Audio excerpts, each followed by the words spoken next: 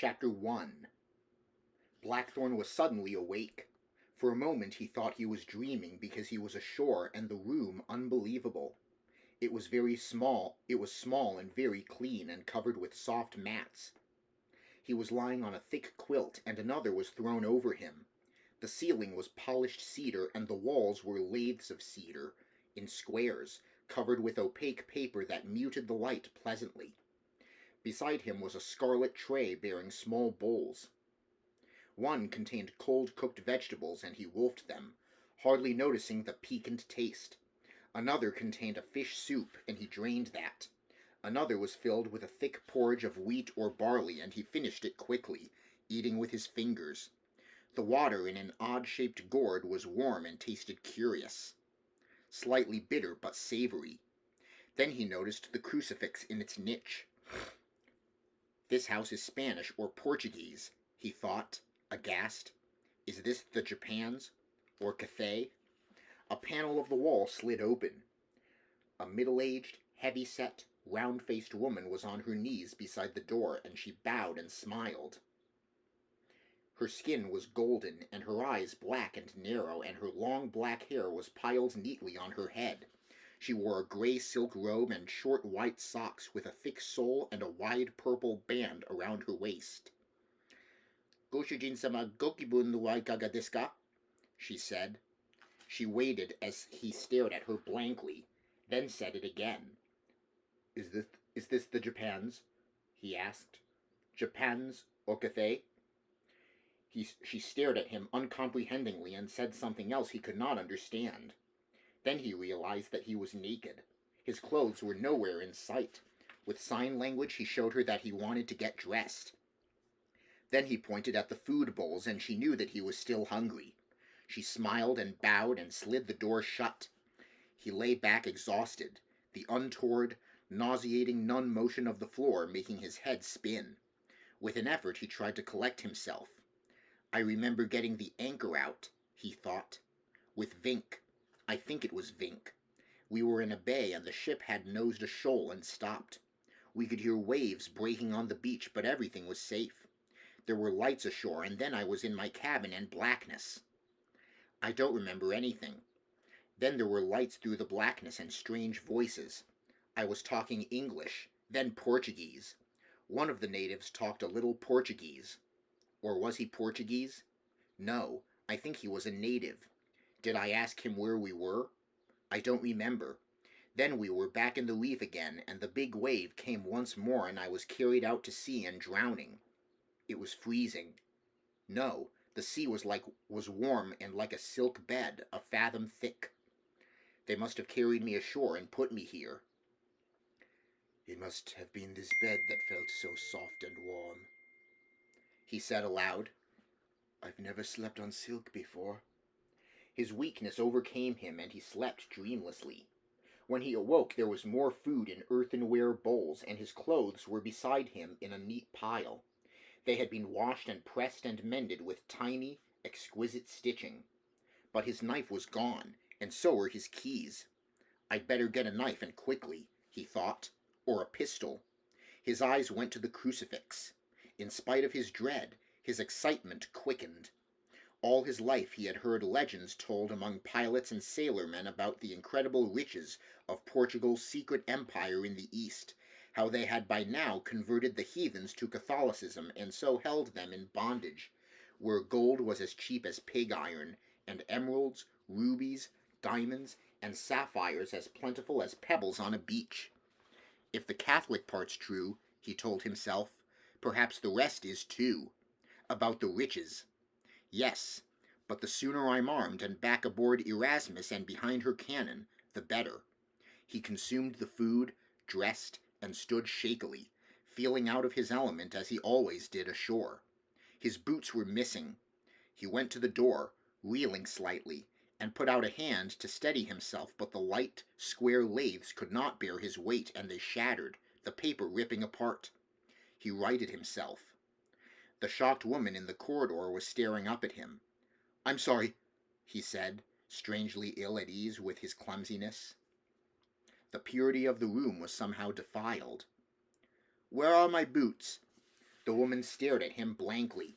So, patiently, he asked her again with sign language, and she hurried down a passage, knelt and opened another lathe door, and beckoned him. Voices were nearby, and the sound of running water. He went through the doorway and found himself in another room, also almost bare. This opened onto a veranda with steps leading to a small garden surrounded by a high wall.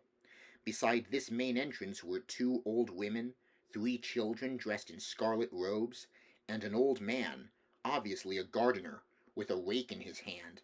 At once they all bowed gravely and kept their heads low.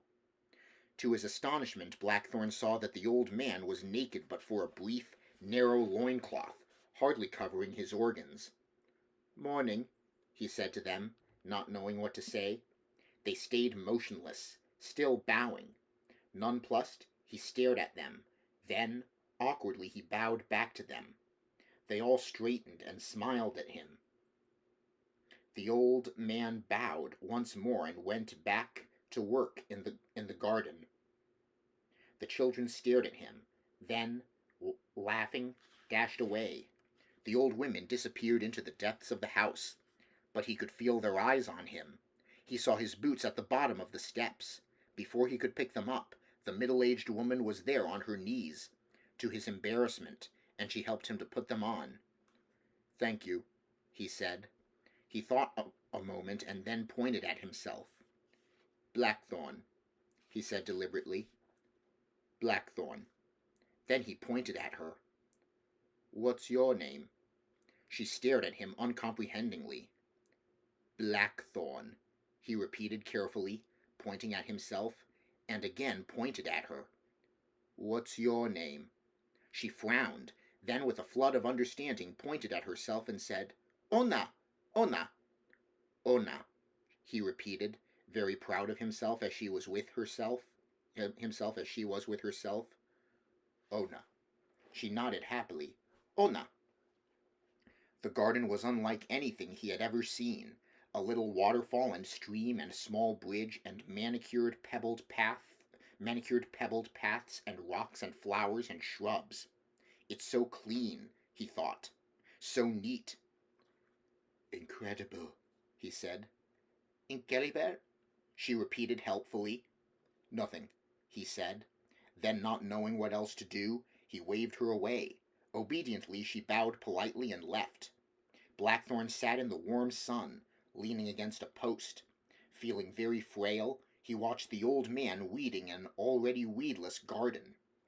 "I wonder where the others are. Is the Captain General still alive? How many days have I been asleep? I can remember waking and eating and sleeping again. The eating unsatisfactory like the dreams." The children flurried past, chasing one another, and he was embarrassed for them at the gardener's nakedness, for when the man bent over or stooped you could see everything, and he was astounded that the children appeared not to notice. He saw tiled and thatched roofs of other buildings over the wall and, far off, high mountains. A crisp wind broomed the sky and kept the cumulus advancing. Bees were foraging, and it was a lovely spring day. His body begged for more sleep, but he pushed himself erect and went to the garden door. The gardener smiled and bowed and ran to open the door and bowed and closed it after him. The village was set around the crescent harbor that faced east. Perhaps 200 houses unlike any he'd ever seen, nestling at the beginning of the mountain which spilled down to the shore. Above were terraced fields and dirt roads that led north and south. Below, the waterfront was cobbled, and a stone launching ramp went from the shore into the sea.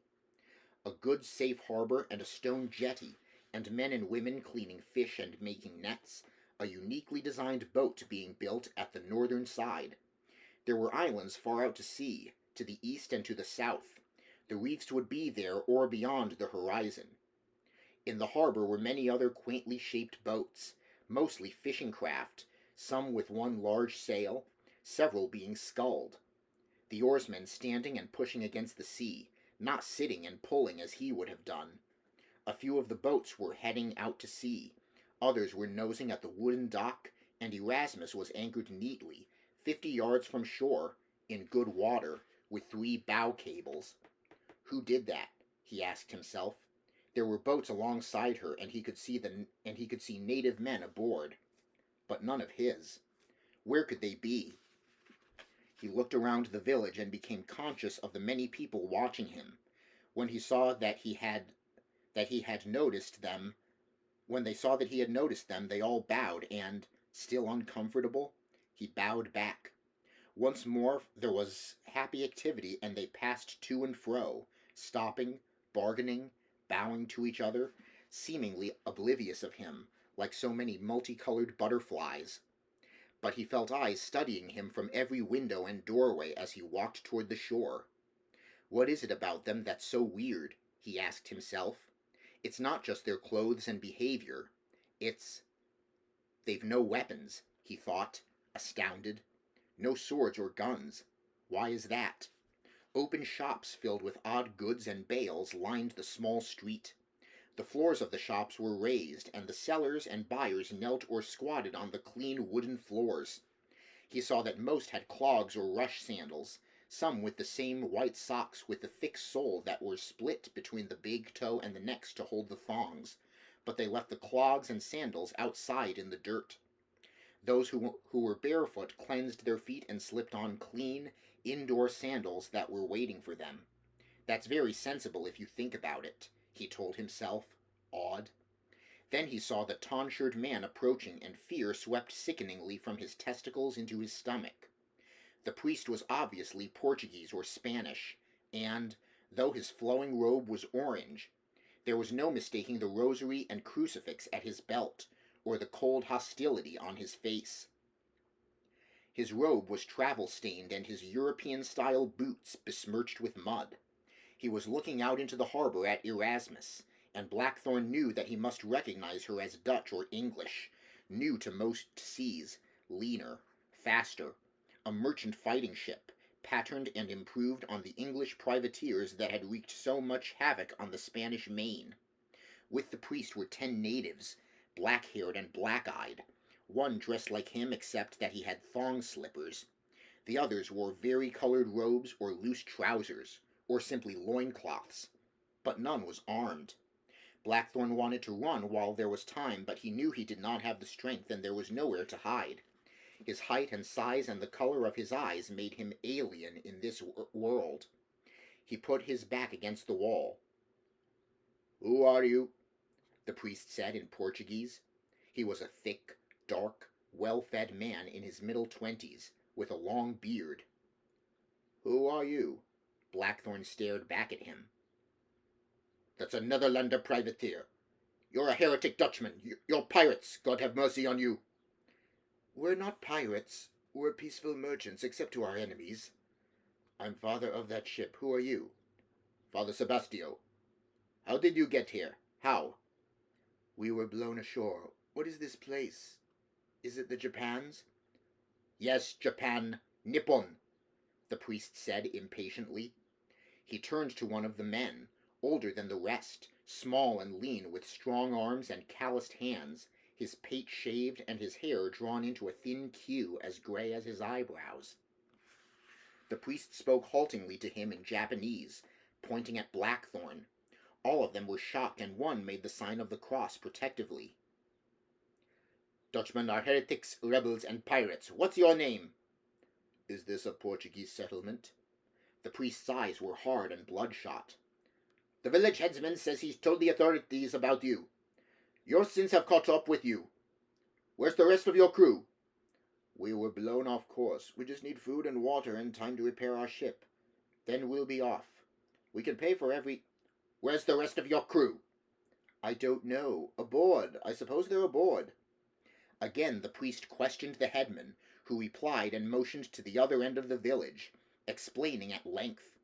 The priest turned back to Blackthorne. "They crucify criminals here, pilot. You're going to die. The daimyo's coming with his samurai. God have mercy on you." "What's a daimyo?" "A feudal lord. He owns this whole province. How did you get here?" "And samurai?" "Warriors, soldiers, members of the warrior caste," the priest said with growing irritation. "Where did you come from, and who are you?" I don't recognize your accent, Blackthorn said to throw him off balance. You're a Spaniard. I'm Portuguese, the priest flared, taking the bait.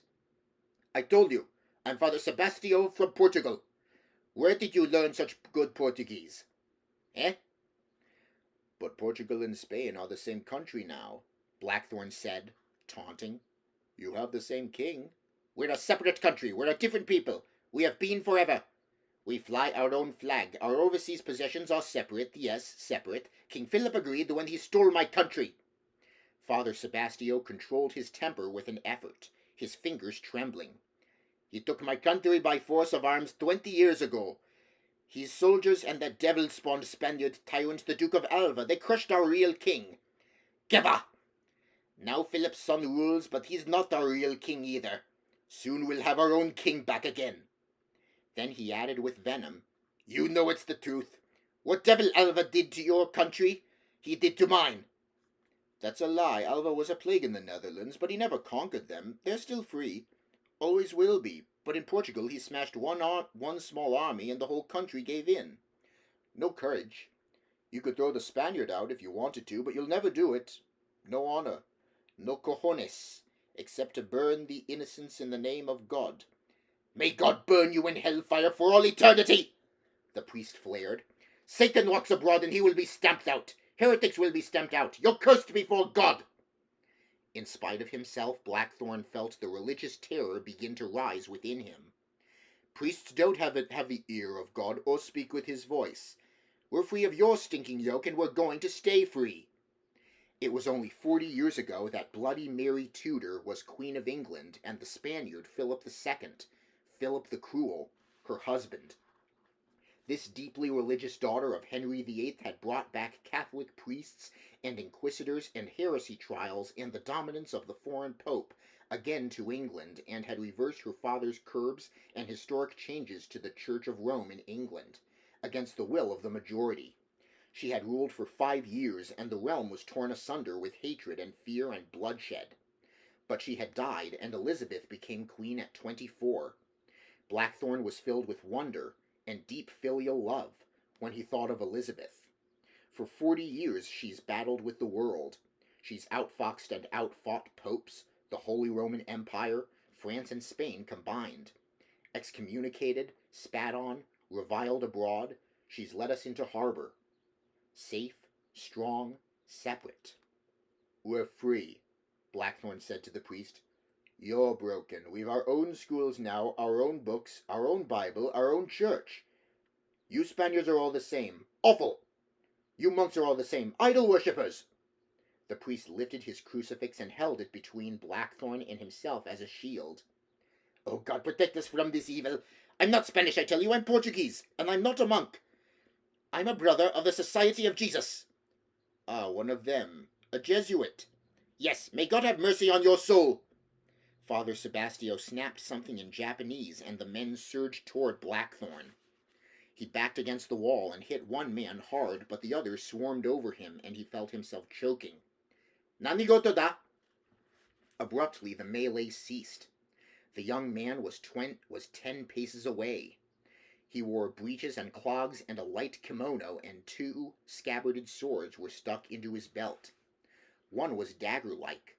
The other, a 2-handed killing sword, was long and slightly curved.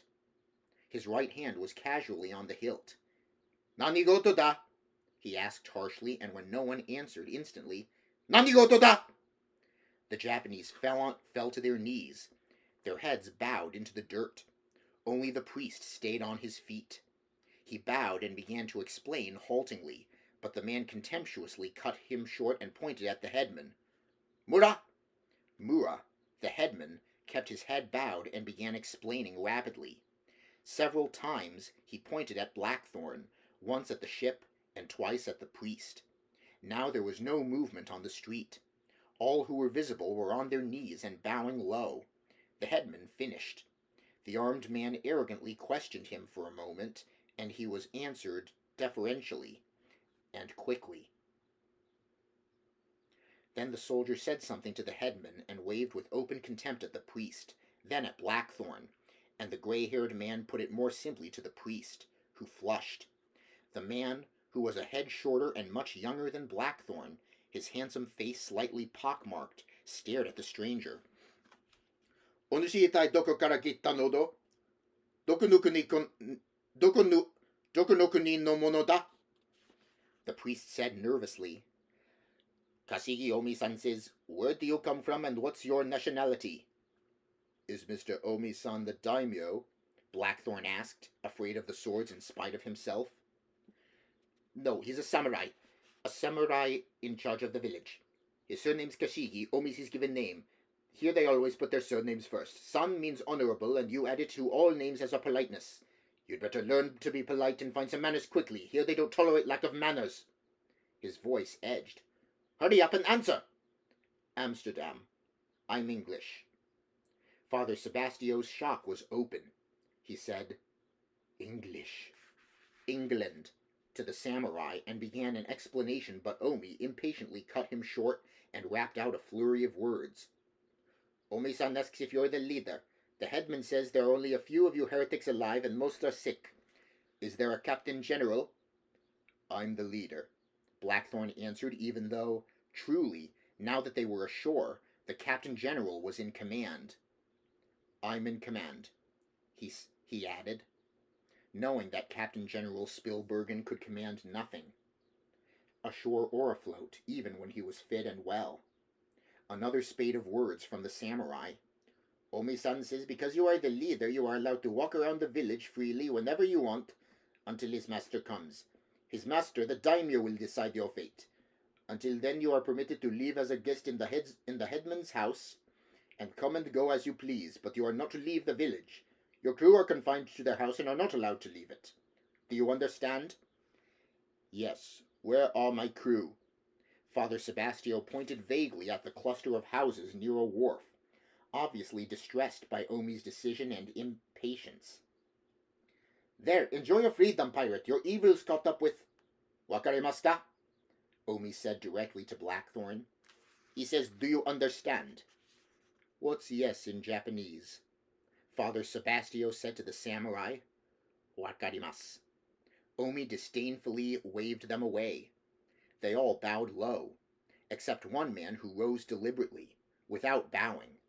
With blinding speed, the killing sword made a hissing silver arc, and the man's head toppled off his shoulders, and a fountain of blood sprayed the earth. The body rippled a few times and was still. Involuntarily, the priest had backed off a pace. No one else in the street had moved a muscle. Their heads remained low and motionless. Blackthorn was rigid, in shock. Omi put his foot carelessly on the corpse. Ikudasai, he said, motioning them away. The men in front of him bowed again, to the earth. Then they got up and went away impassively. The street began to empty, and the shops. Father Sebastio looked down at the body. Gravely he made the sign of the cross over him and said, In nomine Patris et Filii et Spiritus Sancti. He stared back at the samurai without fear now. Ikinasai! The tip of the gleaming sword rested on the body. After a long moment the priest turned and walked away. With dignity. Omi watched him narrowly, then glanced at Blackthorn. Blackthorn backed away, and then, when safely distant, he quickly turned a corner and vanished. Omi began to laugh uproariously. The street was empty now. When his laughter was exhausted, he grasped the sword with both hands and began to hack the body methodically into small pieces.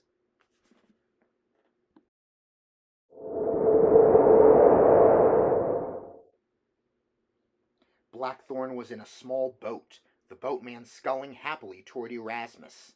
He had had no trouble in getting the boat, and he could see men on the deck. All were samurai. Some had steel breastplates, but most wore simple kimonos, as the robes were called, and the two swords. All wore their hair the same way, the top of the head shaved and the hair at the back and sides gathered into a queue, oiled, then doubled over the crown and tied neatly. Only samurai were allowed this style, and, for them, it was obligatory. Only samurai could wear the two swords. Always the long, two-handed killing sword and the short, dagger-like one. And, for them, The swords were obligatory. The samurai lined the gunwales of his ship, watching him. Filled with disquiet, he climbed up the gangway and came on deck. One samurai, more elaborately dressed than the others, came over to him and bowed. Blackthorn had learned well, and he bowed back equally, and everyone on the deck beamed genially. He still felt the horror of the sudden killing in the street, and their smiles did not allay his foreboding. He went toward the companionway and stopped abruptly. Across the doorway was pasted a wide band of red silk, and, beside it, a small sign with queer, squiggled writing. He hesitated, checked the other door, but that too was sealed up with a similar band, and a similar sign was nailed to the bulkhead. He reached out to remove the silk. "Okay." To make the point quite clear, the samurai on guard shook his head. He was no longer smiling. "But this is my ship, and I want—" Blackthorn bottled his anxiety, eyes on the swords. "I've got to get below," he thought. "I've got to get the rudders, mine and the secret one. Christ Jesus, if they're found and given to the priests or to the Japanners, we're finished. Any court in the world, outside of England and the Netherlands, would convict us as pirates with that evidence. My rudder gives dates, places, and amounts of plunder taken, the number of dead at our 3 landings in the Americas, and the one in Spanish Africa, the number of churches sacked, and how we burned the towns and the shipping. And the Portuguese rudder? That's our death warrant, for of course it's stolen. At least it was bought from a Portuguese trader. And by their law, any foreigner caught in possession of any rudder of theirs, let alone one that unlocks the Magellan, is to be put to death at once. And if the rudder is found aboard an enemy ship, the ship is to be burned, and all aboard executed without mercy." "Nando yoda," one of the samurai said. "Do you speak Portuguese?" Blackthorn asked in that language. The man shrugged. "Wakarimasen." Another came forward and deferentially spoke to the leader, who nodded in agreement. "Portuguese friend," this samurai said in heavily accented Portuguese. He opened the top of his kimono and showed the small wooden crucifix that hung from his neck. "Christian." He pointed at himself and smiled. "Christian." He pointed at Blackthorn. "Christanka?" Blackthorn hesitated, nodded. "Christian. Portugueso?" "English." The man chattered with the leader, then both shrugged and looked back at him. "Portugueso?" Blackthorn shook his head, not liking to disagree with them on anything. "My friends, where?" The samurai pointed to the east end of the village. "Friends." "This is my ship, I want to go below." Blackthorn said it in several ways and with signs, and they understood. "Also des Kinjiro," they said emphatically, indicating the notice, and beamed. It was quite clear that he was not allowed to go below. Kinjiru must mean forbidden, Blackthorn thought irritably. Well, to hell with that. He snapped the handle of the door down and opened it a fraction. "Kinjiru!" He was jerked around to face the samurai. Their swords were half out of the scabbards. Motionlessly, the 2 men waited for him to make up his mind. Others on deck watched impassively.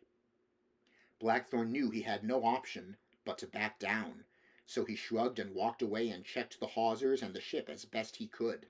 The tattered sails were down and tied in place, but the lashings were different from any he'd ever seen, so he presumed that the Japanners had made the vessel secure.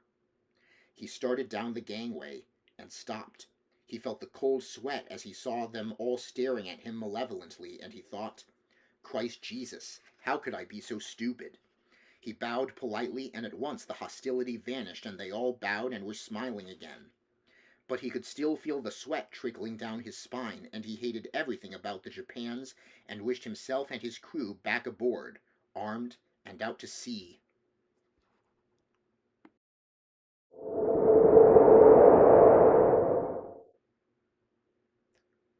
"By the Lord Jesus, I think you're wrong, pilot," Fink said. His toothless grin was wide and obscene. "If you can put up with the swill they call food, it's the best place I've ever been. Ever.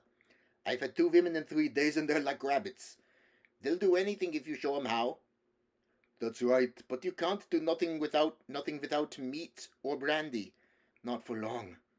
I'm tired out and I could only do it once, Motsucker said, his narrow face twitching. The yellow bastards won't understand that we need meat and beer and bread and brandy or wine. Fine. That's the worst. Lord Jesus, my kingdom for some grog.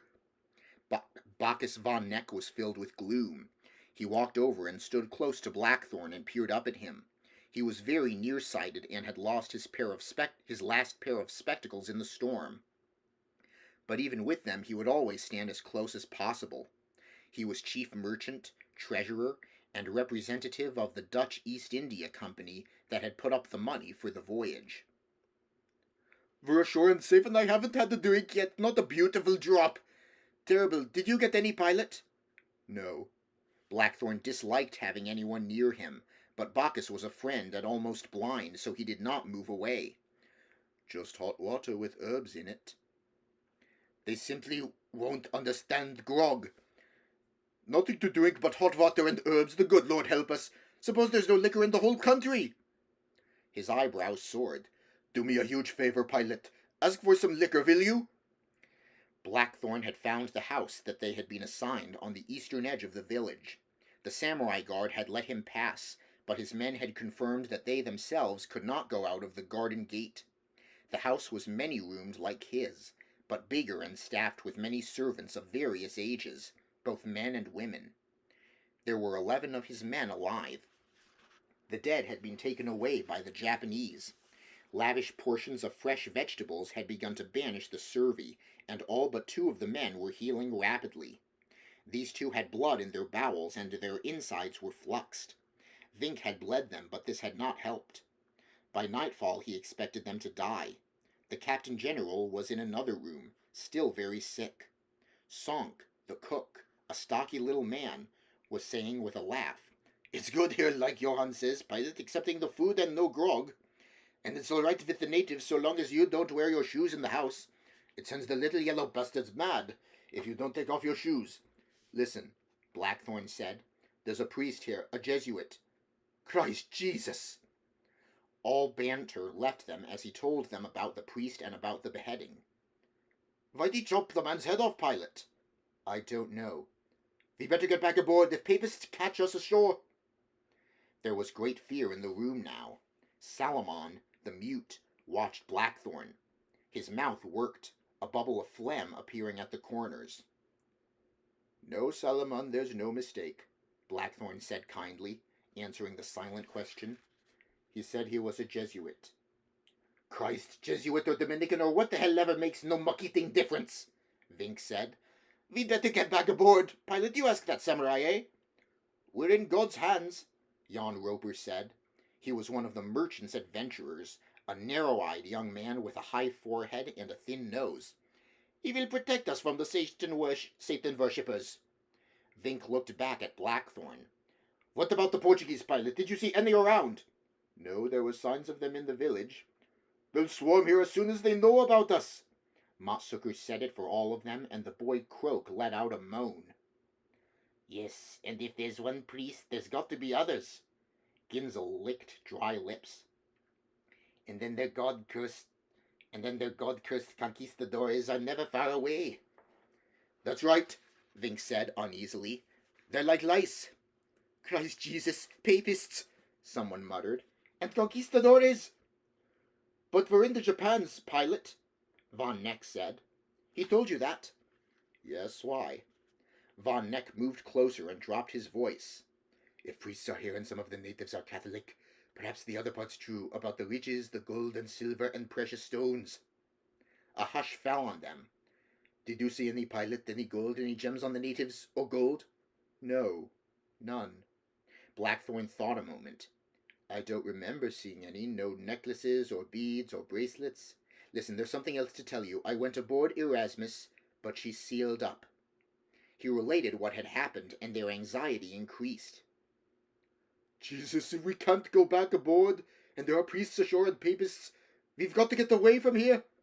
Motsucker's voice began to tremble. Pilot, what are we going to do? They'll burn us. Conquistadores, those bastards will shove their swords. We're in God's hands, Jan Roper said, called out confidently.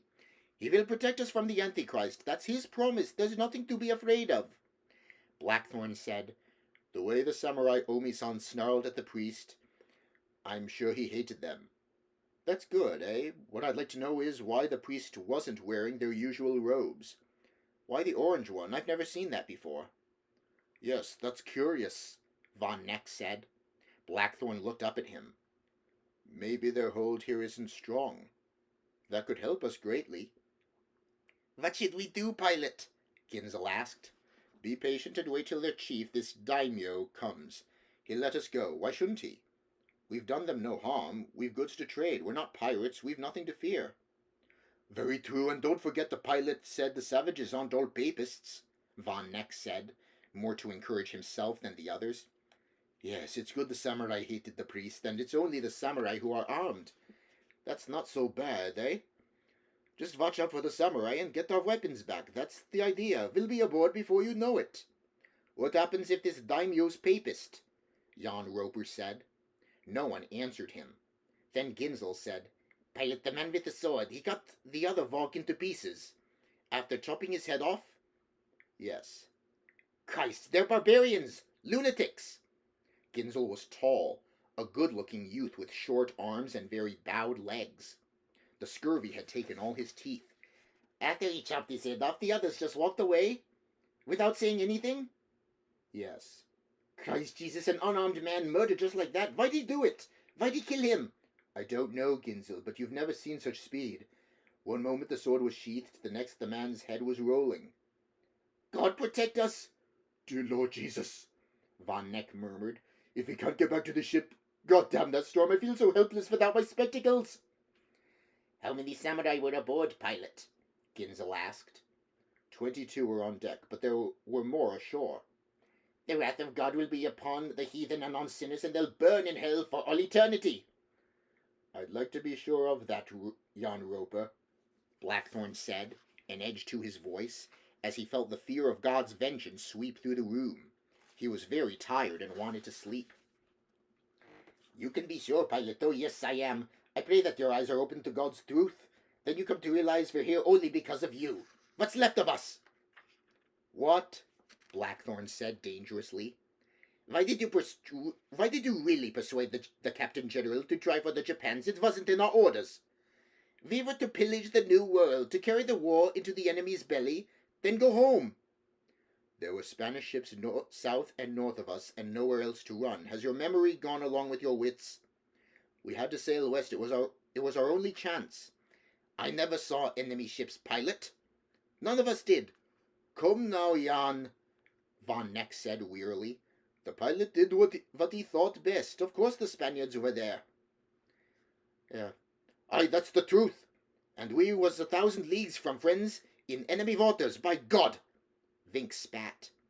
That's the God's truth, and the God's truth was we put it to a vote. We all said yes. I didn't. Sank said. No one asked me. Oh, Christ Jesus. Calm down, Johann, Von Neck said, trying to ease the tension. We're the first ones to reach the Japans. Remember all the stories, eh? We're rich if we keep our wits. We have trade goods and there's gold here. There must be. Where else could we sell our cargo? Not there in the New World, hunted and harried. They were hunting us and the Spaniards knew we were off Santa Maria. We had to quit Chile and there was no escape back through the strait. Of course they'd be lying in wait for us. Of course they would. No, here was our only chance and a good idea. Our cargo exchanged for spices and gold and silver, eh? Thanks for the profit, 1,000-fold, that's usual. We're in the Spice Islands. You know the riches of the Japans and Cathay. You've heard about them forever. We all have. Why else did we all sign on? We'll be rich, you'll see. We're dead men like all the others.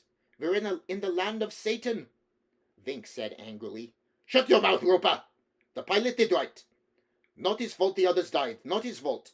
Men always die on these voyages. Jan Roper's eyes were flat, the pupils tiny. Yes, God rest their souls. My brother was one. Blackthorn looked into the fanatic eyes. hating Jan Roper. Inside, he was asking himself if he had really sailed west to elude the enemy ships. Or was it because he was the first English pilot through the strait, first in position, ready and able to stab west and therefore first with the chance of circumnavigating? Jan Roper hissed, "Didn't the others die through your ambition, pilot? God will punish you." "Now hold your tongue." Blackthorn's words were soft and final. Jan Roper stared back with the same frozen hatchet face, but kept his mouth shut. "Good." Blackthorn sat tiredly on the floor and rested against one of the uprights. "What should we do, pilot?" "Wait and get fit. Their chief is coming soon, then we'll get everything settled." Vink was looking out into the garden at the samurai who sat motionless on his heels beside the gateway. "Look at that bastard, been there for hours, never moves, never says anything, doesn't even pick his nose." "He's been no trouble though, Johann, none at all," Von Neck said. "Yes, but all we've been doing is sleeping and fornicating and eating the swill." "Pilot, he's only one man, we're 10, Ginzel said quietly. "I've thought of that, but we're not fit enough yet. It'll take a week for the scurvy to go," Blackthorn replied, disquieted. "There are too many of them aboard ship. I wouldn't like to take on even one without a spear or gun. Are you guarded at night?" "Yes. They change guard 3 or 4 times. "Has anyone seen a sentry asleep?" Von Neck asked. They shook their heads. "We could be aboard tonight," Jan Roper said. "With the help of God, we'll overpower the heathen and take the ship." "Take the ship?" "Clear the shit out of your ears! The pilots just got through telling you. Don't you listen?" Vink spat disgustedly. "That's right," Peterzone, a gunner, agreed. "Stop hacking at old Vink." Jan Roper's eyes narrowed even more.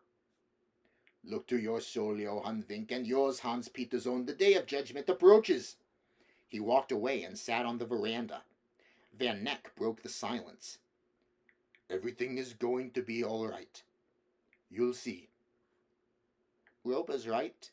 It's greed that put us here," the boy Croak said, his voice quavering. "It's God's punishment that—" "Stop it!" the boy jerked. "Yes, pilot, sorry, but, well—" Maximilian Croak was the youngest of them, just 16, and he had signed on for the voyage because his father had been captain on one of the ships and they were going to make their fortune. But he had seen his father die badly when they had sacked the Spanish town of Santa Magdalena in the Argentine. The plunder had been good, and he had seen what rape was, and he had tried it, hating himself, glutted by the blood smell and the killing. Later he had seen more of his friends die and the 5 ships become one, and now he felt he was the oldest among them. "Sorry, I'm sorry." "How long have we been ashore, Bacchus?"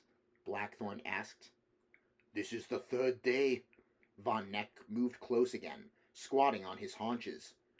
"Don't remember the arrival too clearly, but when I woke up, the savages were all over the ship. Very polite and kind, though, give us food and hot water.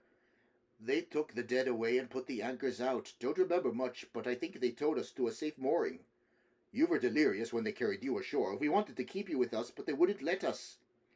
One of them spoke a few words of Portuguese. He seemed to be the headman. He had grey hair. He didn't understand pilot major, but knew captain. It was quite clear he wanted our captain to have different quarters from us, but he said we shouldn't worry because you'd be well looked after. Us too. Then he guided us here. They carried us mostly and said we were to stay inside until his captain came. We didn't want to let them take you, but there was nothing we could do. Will you ask the headman about wine or brandy, pilot?" Von Neck licked his lips thirstily, then added, "Now that I think of it, he mentioned daimyo too. What's going to happen when the daimyo arrives?" "Has anyone got a knife or a pistol?" "No," Von Neck said, scratching absently at the lice in his hair. "They took all our clothes away to clean them and kept the weapons.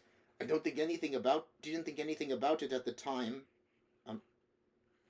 They took all our clothes away to clean them and kept the weapons. I didn't think anything about it at the time. They took my keys too, as well as my pistol. I had all my keys on a ring, the strong room, the strong box, and the magazine. Everything's locked tight aboard. No need to worry about that." I don't like not having my keys.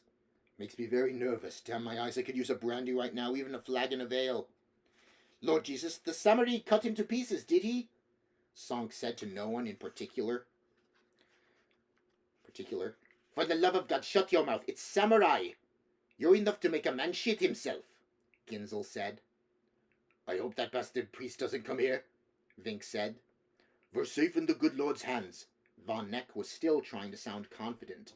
When the daimyo comes, we'll be released. We'll get our ship back and our guns, you'll see. We'll sell all our goods and we'll get back to Holland rich and safe, having gone round the world. The first Dutchman ever. The Catholics will go to hell and that's the end of it. No, it isn't, Vink said. Papists make my skin crawl. I can't help it, that and the thought of the conquistadores. You think they'll be here in strength, pilot? I don't know. I'd think yes. I wish we had all our squadron here. Poor bastards, Vink said. At least they're alive.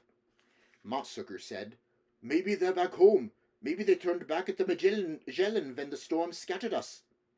I hope you're right, Blackthorn said. But I think they're lost with all hands. Ginzel shuddered. At least they're alive. With papists here and these heathens with their stinking tempers, I wouldn't give an old whore's crack for our lives. God damn the day I left Holland, Peter's own said.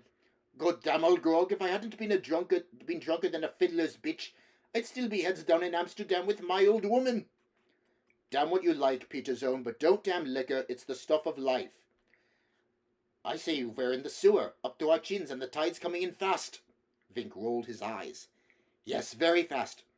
I never thought we'd reach land, Motsucker said. He looked like a ferret, except he had no teeth. Never. Least of all the Japans, lousy stinking papists, will never leave here alive. I wish we had some guns. What a rotten landfall. I didn't mean anything, pilot, he said quickly as Blackthorn looked at him. Just bad luck, that's all. Later, servants brought them food again. Always the same. Vegetables. Cooked and raw. With a little vinegar, fish soup, and the wheat or barley porridge. They all spurned the small pieces of raw fish and asked for meat and liquor. But they were not understood, and then, near sunset, Blackthorn left. He had wearied of their fears and hates and obscenities. He told them that he would return after dawn. The shops were busy on the narrow streets. He found his street and the gate of his house. The stains on the earth had been swept away, and the body had vanished. It's almost as though I dreamed the whole thing, he thought. The garden gate opened before he could put a hand on it. The old gardener, still loinclothed although there was a chill on the wind, beamed and bowed. Konbanwa. Hello, Blackthorn said without thinking. He walked up the steps, stopped, remembering his boots. He took them off and went barefoot onto the veranda and into the room. He crossed it into a corridor but could not find his room. Ona, he called out. An old woman appeared. Where's Ona? The old woman frowned and pointed to herself. Ona. Oh, for the love of God, Blackthorn said irritably. Where's my room? Where's Ona? He slid open another latticed door. 4 Japanese were seated on the floor around a low table, eating. He recognized one of them as the gray-haired man, the village headman, who had been with the priest. They all bowed. Oh, sorry, he said, and pulled the door to. Ona, he called out. The old woman thought a moment, then beckoned. He followed her into another corridor. She slid a door aside. He recognized his room from the crucifix. The quilts were already laid out neatly. Thank you, he said, relieved. Now fetch Ona. The old woman padded away. He sat down, his head and body aching, and wished there was a chair, wondering where they were kept. How to get aboard. How to get some guns. There must be a way. Feet padded back, and there were 3 women now. The old woman, a young round-faced girl, and the middle-aged lady. The old woman pointed at the girl, who seemed a little frightened. Ona. No. Blackthorn got up ill-temperedly and jerked a finger at the middle-aged woman. This is Ona, for God's sake. Don't you know your name? Ona, I'm hungry. Could I have some food? He rubbed his stomach, parodying hunger. They looked at each other. Then the middle-aged woman shrugged and said something that made the others laugh, went over to the bed, and began to undress. The other two squatted, wide-eyed and expectant. Blackthorn was appalled. What are you doing? Ishimasho, she said, setting aside her wide waistband and opening her kimono. Her breasts were flat and dried up, and her belly huge. It was quite clear that she was going to get into the bed. He shook his head and told her to get dressed and took her arm, and they all began chattering and gesticulating, and the woman was becoming quite angry. She stepped out of her long underskirt and, naked, tried to get back into bed. Their chattering stopped, and they all bowed as the headman came quietly down the corridor. Nanda? Nanda? He asked. The old woman explained what was the matter. You want this woman? He asked incredulously in heavily accented, barely understandable Portuguese, motioning at the naked woman. No, of course not. I just wanted Ona to get me some food. Blackthorn pointed impatiently at her. Ona! Ona mean woman. The Japanese motioned at all of them. Ona, Ona, Ona. You want Ona? Blackthorn wearily shook his head. No, thank you. I made the mistake. Sorry. What's her name? Please? What's her name? Ah, Namu is Haku. Haku, he said. Haku? Hi, Haku. I'm sorry, Haku-san. I thought Ona was your name. The man explained to Haku, and she was not at all pleased. But he said something, and they all looked at Blackthorn and tittered behind their hands and left. Haku walked off naked, her kimono over her arm, with a vast amount of dignity. Thank you, Blackthorn said, enraged at his own stupidity. This is my house. My namu Mura. Mura-san, mine's Blackthorn. Please? My namu, Blackthorn. Ah, Blackthorn. Mura tried to say it several times, but could not. Eventually he gave up and continued to study the colossus in front of him. This was the first barbarian he had ever seen except for Father Sebastio and the other priest, so many years ago. But anyway, he thought, the priests are dark-haired and dark-eyed and of normal height. But this man, tall and golden-haired and golden-bearded, with blue eyes and a weird pallor to his skin where it is covered, and redness where it is exposed. Astonishing. I thought all men had black hair and dark eyes. We all do. The Chinese do. And isn't China the whole world, except for the land of the southern Portuguese barbarians? Astonishing. And why does Father Sebastio hate this man so much? Because he's a Satan worshipper? I wouldn't think so, because Father Sebastio could cast out the devil if he wanted. I've never seen the good father so angry. Never. Astonishing. Are blue eyes and golden hair the mark of Satan? Mura looked up at Blackthorn and remembered how he had tried to question him aboard the ship, and then, when this captain had become unconscious, he had decided to bring him to his own house because he was the leader and should have special consideration. They had laid him on the quilt and undressed him, more than just a little curious. His peerless spots are certainly impressive, ne? Mura's mother, Psycho, had said. I wonder how large he would be when erect. Large, he had answered, and they had all laughed, his mother and wife and friends and servants, and the doctor. I expect their women must be as well endowed, his wife, Niji, said. Nonsense, girl, said his mother. Any number of our courtesans could happily make the necessary accommodation. She shook her head in wonder. I've never seen anything like him in my whole life. Very odd indeed, ne? They had washed him, and he had not come out of his coma. The doctor had thought it unwise to immerse him in a proper bath until he was awake. Perhaps we should remember, Mura-san, we don't know how the barbarian really is, he had said with careful wisdom. So sorry, but we might kill him by mistake. Obviously, he's at the limit of his strength. We should exercise patience. But what about the lice in his hair? Mura had asked. They will have to stay for the time being. I understand all barbarians have them. So sorry, I'd advise patience. Don't you think we could at least shampoo his head? His wife had said. We'd be very careful. I'm sure the mistress would supervise our poor efforts. That should help the barbarian and keep our house clean. I agree. You can shampoo him, his mother had said with finality. But I'd certainly like to know how large he is when erect. Now Mura glanced down at Blackthorn involuntarily. Then he remembered what the priest had told them about these Satanists and pirates. God the Father protect us from this evil, he thought. If I'd known that he was so terrible, I would never have brought him into my house. No, he told himself. You are obliged to treat him as a special guest until Omi-san says otherwise. But you were wise to send word to the priest and send word to Omi-san instantly. Very wise. You're headman.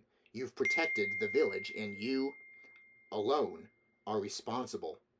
Yes, and Omi-san will hold you responsible for the death this morning and the dead man's impertinence, and quite rightly. Don't be stupid, Tamazaki. You risk the good name of a village, ne? He had warned his friend, the fisherman, a dozen times. Stop your intolerance. Omi-san is no option but to sneer at Christians. Doesn't the daimyo detest Christians? What else can Omi-san do? Nothing, I agree, Mura-san. Please excuse me. Tamazaki had always replied as formally. But Buddhists should have more tolerance, ne? Aren't they both Zen Buddhists? Zen Buddhism was self-disciplining. It relied heavily on self-help and meditation to find enlightenment. Most samurai belonged to the Zen Buddhist sect, since it seemed almost to be designed for a proud, death-seeking warrior. Yes, Buddhism teaches tolerance, but how many times must you be reminded they're samurai? And this is Izu and not Kyushu, and even if it were Kyushu, you're still the one that's wrong, always, ne? Yes, please excuse me, I know I'm wrong. But sometimes I feel I cannot live with my inner shame when Omi-san is so insulting about the true faith. And now, Tamazaki, you are dead of your own choosing because you insulted Omi-san by not bowing simply because he said, this smelly priest of the foreign religion. Even though the priest does smell and the true faith is foreign. My poor friend, that truth will not feed your family now or remove the stain from my village. Oh, Madonna, bless my old friend and give him the joy of thy heaven. Expect a lot of trouble from Omi-san, Mura told himself. And if that isn't bad enough, now our daimyo is coming. A pervading anxiety always filled him whenever he thought of his feudal lord, Kasigi Yabu, daimyo of Izu, Omi's uncle.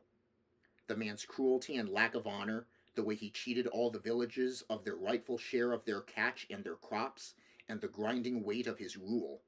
When war comes, Mura asked himself, which side will Yabu declare for, Lord Ishido or Lord Toranaga? We're trapped between giants and in pawn to both. Northwards, Toranaga, the greatest general alive, lord of the Kwanto, the 8 provinces, the most important daimyo in the land, chief general of the armies of the East. To the west, the domains of Ishido, lord of Osaka Castle, conqueror of Korea, protector of the air, chief general of the armies of the West. And to the north, the Tokaido, the great coastal road that links Yedo, Toranaga's capital city, to Osaka, Ishido's capital city. 300 miles westward over which their legions must march. Who will win the war? Neither, because their war will envelop the empire again. Alliances will fall apart, provinces will fight provinces until it is village against village as it ever was. Except for the last 10 years. For the last 10 years, incredibly, there had been a warlessness called peace throughout the empire, for the first time in history. I was beginning to like peace, Mura thought. But the man who made the peace is dead. The peasant soldier who became a samurai, and then a general, and then the greatest general, and finally the Taiko, the absolute lord protector of Japan, is dead a year, and his 7-year-old son is far too young to inherit supreme power. So the boy, like us, is in pawn, between the giants, and war inevitable. Now not even the Tycho himself can protect his beloved son, his dynasty, his inheritance, or his empire. Perhaps this is as it should be. The Tycho subdued the land, made the peace, forced all the daimyos in the land to grovel like peasants before him, rearranged fiefs to suit his whim, promoting some, deposing others. And then he died. He was a giant among pygmies. But perhaps it's right that all his work and greatness should die with him. Isn't man but a blossom taken by the wind, and only the mountains and the sea and the stars and this land of the gods real and everlasting? We're all trapped, and that is a fact. War will come soon, and that is a fact. Yabu alone will decide which side we are on, and that is a fact. The village will always be a village because the paddy fields are rich and the sea abundant, and that is a last fact. Mura brought his mind back firmly to the barbarian pirate in front of him. You're a devil sent to plague us, he thought, and you've caused nothing but trouble since you arrived. Why couldn't you have picked another village?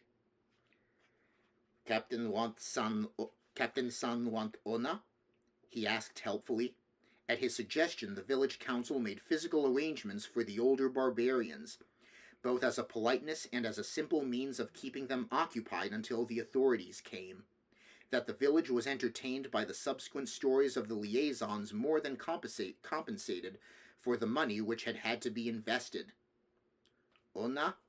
He repeated, naturally presuming that as the pirate was on his feet, he would be equally content to be on his belly, his heavenly spear warmly encased before sleeping.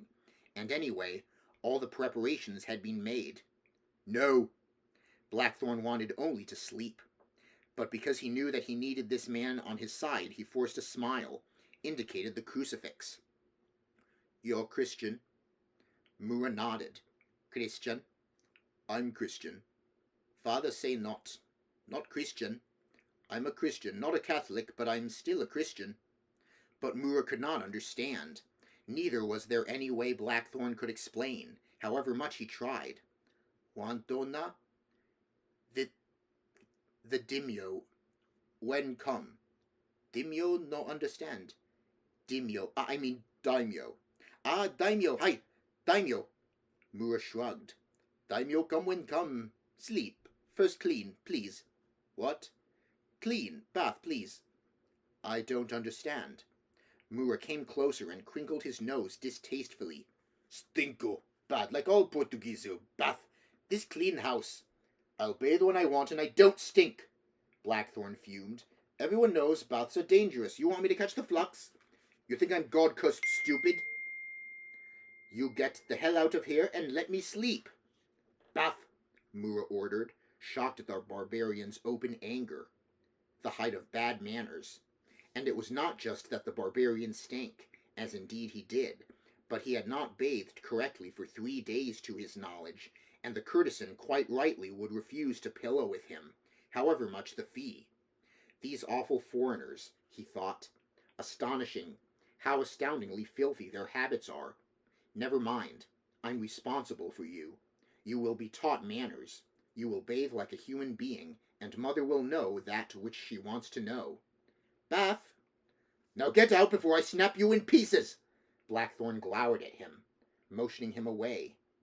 There was a moment's pause, and the other 3 Japanese appeared, along with 3 of the women. Mura explained curtly what was the matter, then said with finality to Blackthorn, Bath, please. Out! Mura came forward alone into the room. Blackthorn shoved out his arm, not wanting to hurt the man, just to push him away. Suddenly Blackthorn let out a bellow of pain. Somehow Mura had chopped his elbow with the side of his hand, and now Blackthorn's arm hung down, momentarily paralyzed. Enraged, he charged, but the room spun and he was flat on his face, and there was another stabbing, paralyzing pain in his back, and he could not move. By God! He tried to get up, but his legs buckled under him. Then Mura calmly put out his small but iron-hard finger and touched a nerve center in Blackthorn's neck. There was a blinding pain. "Good sweet Jesus!" "Bath, please." "Yes, yes!"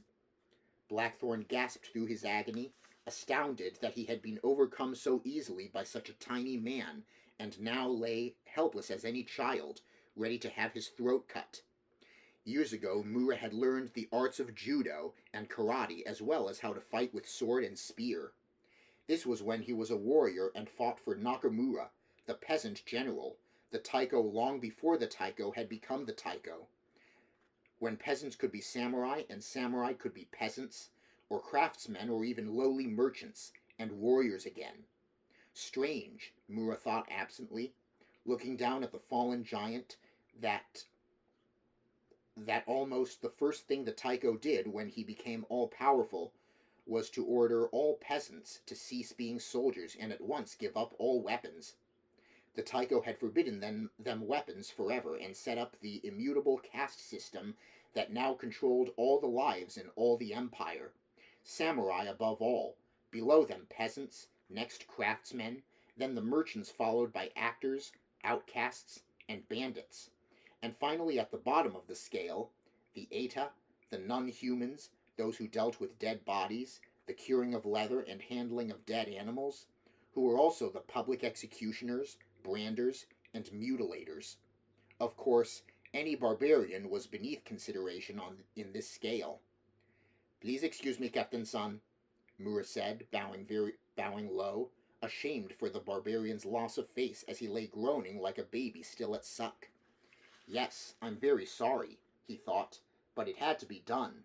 You provoked me beyond all reasonableness, even for a barbarian. You shout like a lunatic, upset my mother, interrupt my house's tranquility, disturb the servants, and my wife's already had to replace one shoji door. I could not possibly permit your obvious lack of manners to go unopposed, or allow you to go against my wishes in my own house. It's really for your own good. Then, too, it's not so bad because you barbarians really have no face to lose.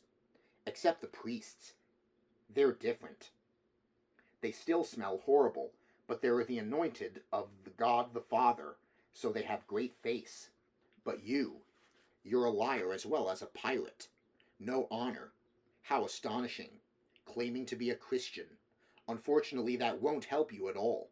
Our daimyo hates the true faith and barbarians and tolerates them only because he has to. But you're not a Portuguese or a Christian, therefore not protected by law, nay? So even though you are a dead man, or at least a mutilated one, it is my duty to see that you go to your fate clean." "That's very good." He helped the other men carry the still dazed Blackthorn through the house, out into the garden, along a roofed-in walk of which he was very proud, and into the bathhouse. The women followed. It became one of the greatest experiences of his life. He knew at the time that he would tell and retell the tale to his incredulous friends over barrels of hot sake, as the national wine of Japan was called, to his fellow elders, fishermen, villagers, to his children who also would not at first believe him.